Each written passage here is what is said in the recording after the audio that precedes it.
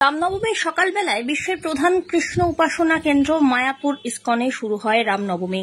সুসজ্জিত রথে চড়িয়ে রাম, লক্ষ্মণ এবং সীতার মূর্তি বসিয়ে ইস্কন চত্বর প্রদক্ষিণ করানো হয়।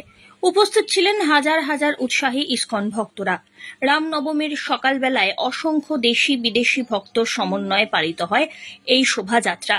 দেখা যায় একদিকে চলছে হরিনাম সংকীর্তন, অন্যদিকে জয় শ্রীরামের ধ্বনিতে মুখরিত হয়ে ওঠে গোটা ইস্কন মন্দির। মায়াপুর ইস্কনের গরুতে টানা রথে চড়িয়ে রাম সীতার মূর্তি বসিয়ে চলতে থাকে পুজো এবং আরতি। অন্যদিকে শোভাযাত্রা সহকারে গোটা ইস্কন চত্বর প্রদক্ষিণ করতে দেখা যায় উৎসাহী ভক্তদের। এদিন গোটা রাজ্য জুড়ে বিভিন্ন প্রান্তে রামনবমী উৎসব এবং শোভাযাত্রা সম্পন্ন হওয়ার কথা থাকলেও মায়াপুর ইস্কন ভক্তরাই প্রথম রামনবমীর শোভাযাত্রার আয়োজন করেন ইস্কন চত্বরে। ব্যুরো রিপোর্ট, আজ বাংলা।